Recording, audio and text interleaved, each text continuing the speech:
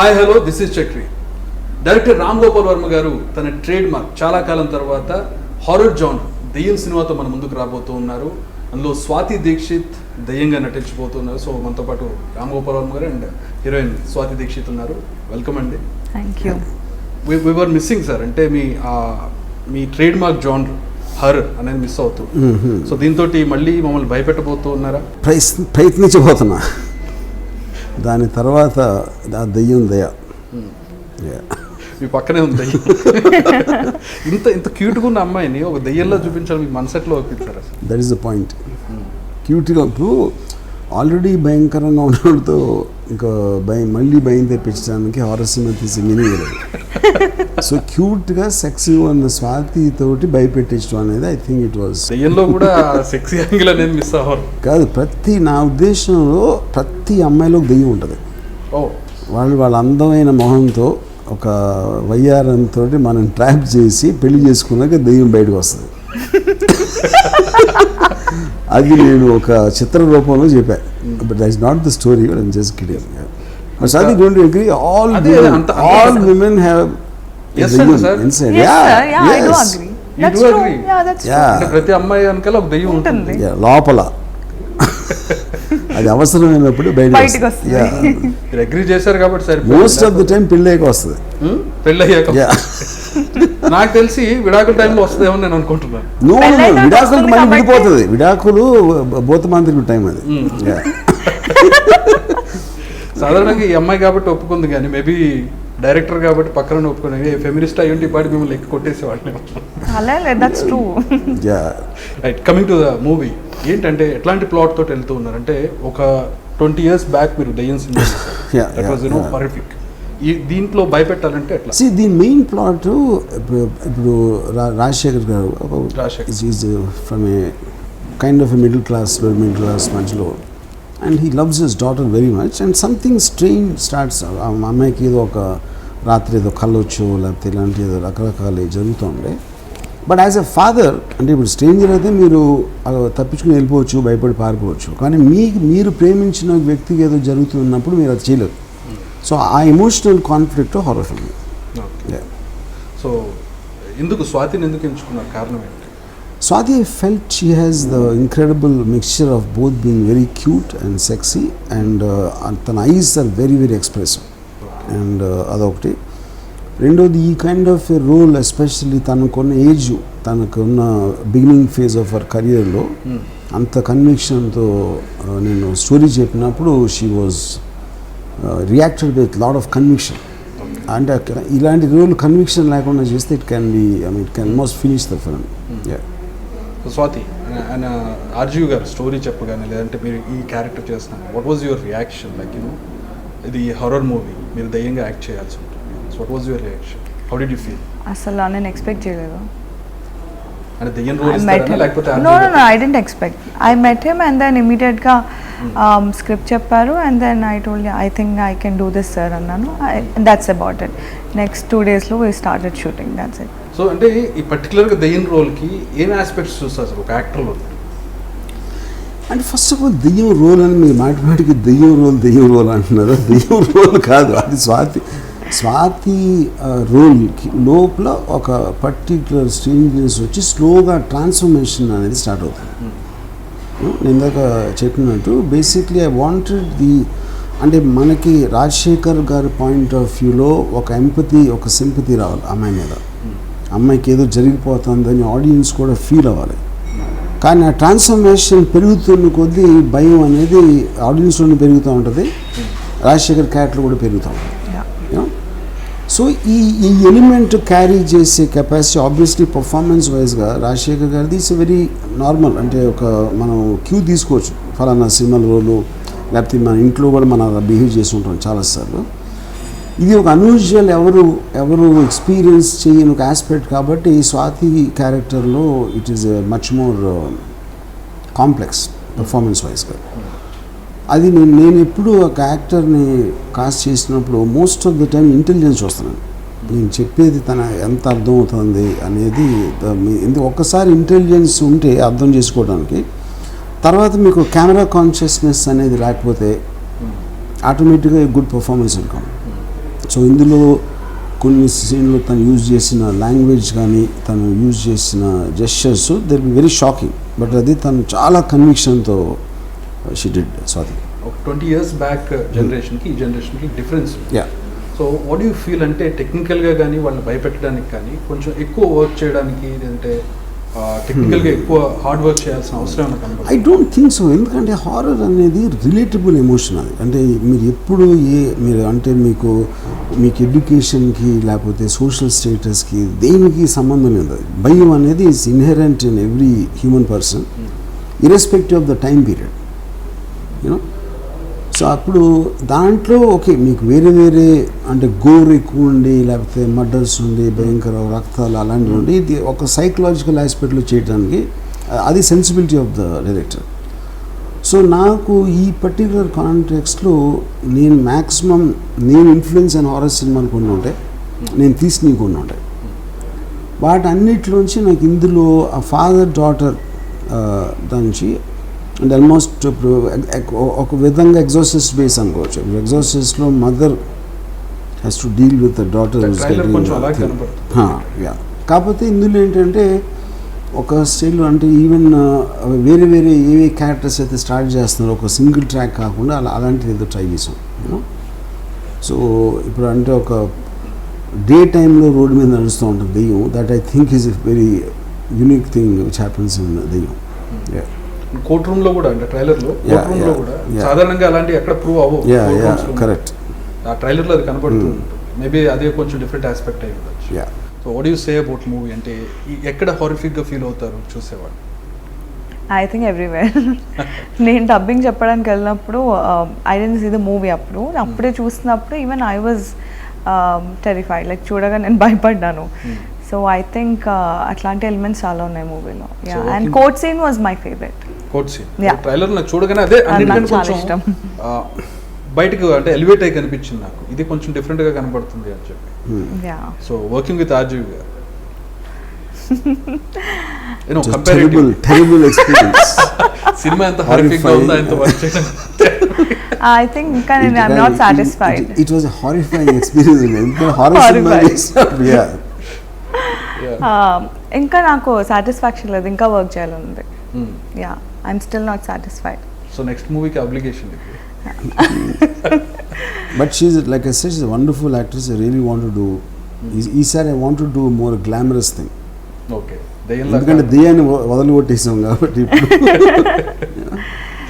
అంటే ఆయన working style ఎలా ఉంటుంది కంపారిటివ్లీ? మీరు ఇతర డైరెక్టర్స్తో కూడా వర్క్ చేస్తుంటారు. Comparatively how different his working style? Well యాక్చువల్గా నేను అప్పటికి I was doing other films, so డెఫినెట్గా it was very different. So నాకు పక్కన ఉన్నారు కాబట్టి నేను చెప్పట్లేదు. What I'm feeling right now I'm telling you. టైంకి కరెక్ట్గా ఒక క్లారిటీ ఉంటుంది. ఐ థింక్ నాకు ఈ ఎక్స్పీరియన్స్ వేరే మూవీస్తో అవ్వలేదు. Was the first time and on time I use to come and clarity ఉండేది. What I'm going to do tomorrow అనేది నాకు ముందు రోజు ఒక క్లారిటీ ఉండేది అనమాట. So it was entirely different, but I have nothing to say, but it was great working. Sets లో ఎలా కోపడతారా లేకపోతే ఇలాగే సైలెంట్ గా? It was very cool. No, I have not seen him any time. కోపం పడాల్సిన అవసరం ఏముంది? ఏ హీరోయిన్ సార్ అంటే ఇప్పుడు ఈ అమ్మాయి పక్కన ఉందని కాదు, మీతో వర్క్ చేసిన పాత వాళ్ళు కావచ్చు, చాలా కాలం మిమ్మల్ని వదిలేసి వెళ్ళిపోయిన వాళ్ళు, సినిమా చేయకుండా ఉన్న వాళ్ళు కావచ్చు, వాళ్ళందరూ కూడా అందరూ పాజిటివ్గా చెప్తారు. మిమ్మల్ని చూస్తేనేమో, మీ మాటలు చూస్తేనేమో చాలా మంది ఉమెన్స్ ని ఇచ్చేస్తారు అనే ఒక రకమైన ఒక ఇమేజ్ చేస్తారంటే అది విపులీకరించండి. అంటే ఉమెన్స్ ని కామెంట్ చేయడంలో కావచ్చు, ఉమెన్స్ నేను ఎప్పుడు కామెంట్ చేయను. Compliments maybe compliment I do. Compliments ఇవ్వడంలో కావచ్చు, బ్యూటీని చూడడంలో కావచ్చు, దీనికి సంబంధించి చాలా మంది అభ్యంతరాలు వ్యక్తం చేస్తూ ఉంటారు ఆడవాళ్ళు. ఎవరు చేస్తారండి? ఆయన అడిగి పోరాటాలు చేస్తారు. అందం లేని ఆడవాళ్ళు చేస్తారు. ఆయన పోరాటాలు చేశారు. ఆడవాళ్ళని ఇలా చూపెడతారా అలా చూపెడతారు, కానీ మీతో వర్క్ చేసిన ఆడవాళ్ళు ఎవరు అట్లాంటి ఫీడ్బ్యాక్ ఎప్పుడు? Because they genuinely understand that they respect there beauty. ఒక ఒక ఉమెన్ కొన్ని యాసెట్స్ ఏంటి అనేది నేను జెన్యున్గా రెస్పెక్ట్ చేస్తాను, నాకు తెలుసు కాబట్టి. యా సో వీళ్ళందరూ కూడా తెలియని వాళ్ళు, అందంగా లేని వాళ్ళు కామెంట్ చేస్తారు. తెలియని వాళ్ళు చాలా మాట్లాడుకుంటారు కదా. అంటే చూసేవాళ్ళు ఒక రకమైన పర్సెప్షన్తో, అండ్ డైరెక్ట్గా మాట్లాడే వాళ్ళు ఇంకో రకం పర్సెప్షన్తో ఉంటారు. సో రామ్ గోపాల్ వర్మ గారు వర్క్ చేస్తుంటే అంటే వర్కింగ్ స్టైల్ ఒకలా ఉంటుంది, ఆయన మాట్లాడే తీరు, ఆయన ఇన్ఫ్లుయెన్స్ చాలా అవుతారు. ఇప్పుడు ఇంతకుముందు ఆయనతో వర్క్ చేసిన అప్సరా రాణి ఇంతకుముందు మాట్లాడితే ఆమె చాలా ఇన్ఫ్లుయెన్స్ అయ్యింది సైకలాజికల్గా. మీకు అట్లాంటి ఇన్ఫ్లుయెన్స్ ఏమైనా ఉందా ఆయన మాటలు, ఆయన ఫిలాసఫీ? నో, అంటే before people use to say like movie చేసే ముందు are you prepared like my friends or someone అంటే ఏదంటే అయినా మొహం మీద చెప్పేస్తారు కదా, ఆర్ యూ ప్రిపేర్డ్ వాట్, కొంచెం భయం వేస్తుందా ఏంటి, ఇలాంటి క్వశ్చన్స్ చాలా use to get lot. Okay, influence అంటే see one thing I like ఏంటి అంటే ఏమనిపిస్తే అది చెప్పేయడం. చాలామంది అది చేయరు కదా, వెనకాల ఒకటి రన్ అవుతూ ఉంటుంది, ముందు మీరు బాగా చేస్తున్నారు ఇంటర్వ్యూ, మీరు బాగా మాట్లాడుతున్నారని చెప్తారు. సో ఐ థింక్ ఆ క్లారిటీ నాకు ఇష్టం. అప్సరా ఫస్ట్ నన్ను కలవడానికి వచ్చినప్పుడు థ్రిల్లర్ ఫిలింకి she came with pepper spray. Because that's what people told. కాదు, వాళ్ళు చెప్పారండి అప్సరాకి ఆర్జీ గురించి తెలీదు, లోపలికి వెళ్ళగానే మీద జంప్ చేస్తాడు.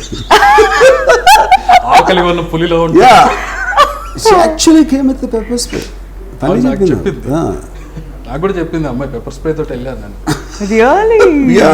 What was your perception? అంటే ఆయన గురించి మీకు ఎట్లాంటి ఒపీనియన్ ఉండేది అంటే కలవక ముందు, వర్క్ చేయక ముందు?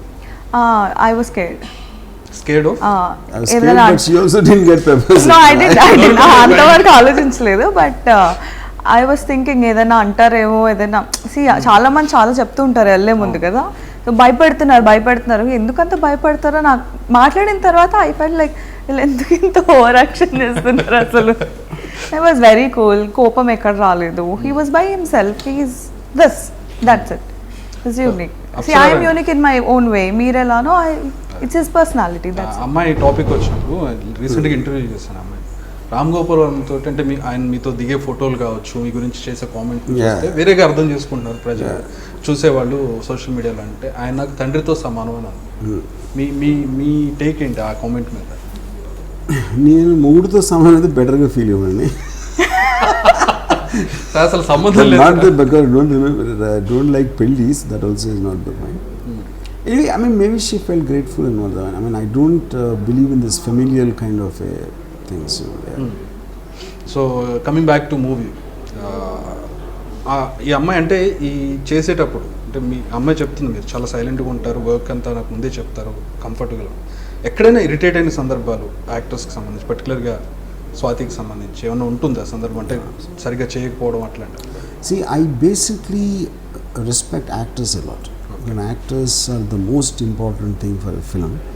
వేరే ఏ డిపార్ట్మెంట్ అయినా కూడా ఒక ఏమంత యాక్టర్ కరెక్ట్గా ఉంటే ఏమి డిఫరెన్స్, ఒక 10-15% ఎన్హాన్స్మెంట్ చేయొచ్చు, కానీ యాక్టర్ ఈజ్ రాంగ్, మొత్తం సినిమా పోతుంది. So I value that a lot, and as a director my responsibility is to create that atmosphere to make them feel comfortable and to make them understand what is required. So నాకు ఒక actor మీద అంటే ఎప్పుడూ రాలేదని నేను చెప్పట్లేదు, చాలా రేర్గా వస్తుంది. ఎందుకంటే నేను కాస్టింగ్ చేసే ముందే take a lot of parameters before deciding. How do you take it? అంటే రిపీటెడ్గా వాళ్ళకి మీకు కావాల్సిన అవుట్పుట్ రాని సందర్భంలో I mean it two reasons అవచ్చు దానికి. ఒకటేమో maybe I'm not able to explain ఒక్కొక్కసారి, అంటే నా మైండ్లో ఉన్న ఒక థియరీ నేను ఎక్స్ప్లెయిన్ చేయలేకపోవచ్చు, లేకపోతే నేను స్టక్ అయిపోయి ఉండొచ్చు. ఇలాంటిదే ఉండాలి. యాక్టర్కి డైరెక్టర్కి డిఫరెన్స్ ఏంటంటే డైరెక్టర్ ఒక థియరీ చెప్తాడు, యాక్టర్ ఫీల్ అవ్వాల్సిన అవసరం ఉంటుంది. సో థియరీలో ఎక్కడన్నా ఒక రాంగ్ థింగ్ ఉంటే they might not feel comfortable, లేకపోతే తన పర్సనాలిటీలో ఉండకపోవచ్చు అలాంటిది ఒక ఎక్స్ప్రెషన్ కానీ ఏది కానీ. నేనేమో ఆల్రెడీ నేను ఎక్కడో ఇన్ఫ్లుయెన్స్ అయిన దాన్ని ఖచ్చితంగా రావాలి. ఇప్పుడు ఫర్ ఎగ్జాంపుల్ నేను క్షణక్షణం చేస్తున్నప్పుడు జామరాత్రి సాంగ్ లీడు శ్రీదేవి గారికి నేను ఒక చెప్పాను. ఆవిడ చేసినప్పుడు మొత్తం సెట్లు అందరూ చెప్పడం కూడా ఒక సింగిల్ టేక్లో నాకు నచ్చలా.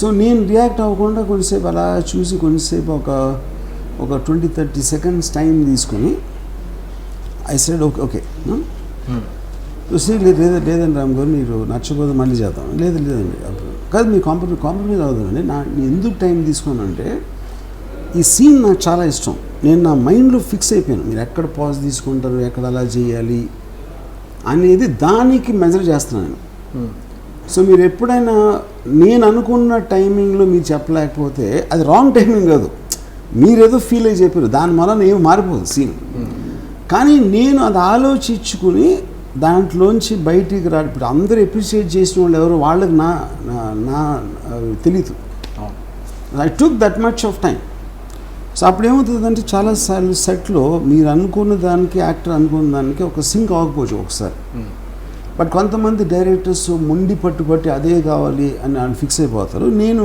ఆ ఫ్లెక్సిబిలిటీ నేను ఇస్తాను యాక్టర్ యా సో వాళ్ళు ఇచ్చిన అవుట్పుట్ని ఒకసారి తీసుకుని I want just take my time to see అది నేను ఫిక్స్ అయిపోయాను మలానా లేకపోతే మిమ్మల్ని మీరు కన్విన్స్ చేసుకోవడానికి తీసుకుంటారు convince is not right word but అది నేను మెజర్మెంట్ నా మైండ్లో ఉన్న దానికి చేస్తున్నాను సీన్కి ఇది కూడా వర్కౌట్ అవుతుందా అనేది ఒక చిన్న అనాలిసిస్ చేయాలి సో ఫైనల్లీ మూవీ గురించి ఏం చెప్తారు స్వాతి అంటే హౌ డిఫరెంట్ ఇట్ ఈస్ అంటే మనం చాలా హారర్ మూవీస్ చూస్తున్నాం ఇప్పుడు ఓటీటీ ప్లాట్ఫామ్స్ ఎక్కువ అయిపోయినాయి ఏదో ఒక హారర్ మూవీ ఎప్పుడు రిలీజ్ అవుతుంది I can't say that you know అవుట్ స్టాండింగ్గా డిఫరెంట్గా చేసామని కాదు I hope you know I have given my best I think entirely నేను చేసిన మూవీస్ కంటే దిస్ ఇస్ సంథింగ్ డిఫరెంట్ అని నాకు అనిపించింది లవ్ క్యూట్ డైలాగ్స్ అవంతా ఉండవు కదా so this is entirely different for me so I hope they like it yeah నాలో దయ్యాన్ని ఇష్టపడతారేమో రాము గారు అంటే టెక్నికల్గా మీరు చాలా ఫోకస్ చేస్తారు అంటే కొంచెం అడ్వాన్స్డ్గా తీసుకురావడానికి so can we feel that అంటే ఈ మూవీలో ఆ అడ్వాన్స్మెంట్ ఆ డిఫరెన్స్ ఏమైనా చూడొచ్చు ఐ మీన్ సి టెక్నికల్ అనేది ఐ ఫీల్ వర్డ్ చాలాసార్లు వాడతారు కానీ sound has no I mean ఇప్పుడు మనకున్న కాంటెక్స్ట్ క్యారెక్టర్స్ దాంట్లో నుంచి వస్తుంది టెక్నిక్ ఎప్పుడైనా ఇది మామూలు హారర్ ఫిల్మ్స్ కన్నా కొంచెం లౌడ్నెస్ ఎక్కువ ఉంటుంది that is also because of the milieu it is set in ఒక మిడిల్ క్లాస్ హౌస్ ఈ జీవ లాంటి ఒక క్యారెక్టరు ఇలా ఈ బెనర్జీ లాంటిది I think it is not subtle it is ఒక 2-3 నాచెస్ వాల్యూమ్ హైయర్ ఉంటుంది you know and this I believe it's more to do with performances especially Swathi more than technique and జనరల్గా దయ్యం సినిమా అంటే ఎక్కువ నైట్ చూపిస్తుంటాం కాబట్టి ఇందులో డేలో దయ్యం ఎలా ఉంటుందని తెలుస్తుంది యా ఆయనకి డే నైట్ సంబంధం ఉండదు రాత్రి సినిమా ఉంటుంది సార్ బ్రాడ్ డే లైట్ లో అమ్మాయి బస్సు దిగంగానే ఫస్ట్ సీన్ అది how much horrifying it was మొత్తం ఊరంతా ఖాళీ అయిపోయి దట్ కైండ్ ఆఫ్ సో అలాంటి ఒక మంచి హారర్ సినిమాని మళ్ళీ చూస్తామని మేము కోరుకుంటాం sir thank you very much I wish you thanks thank you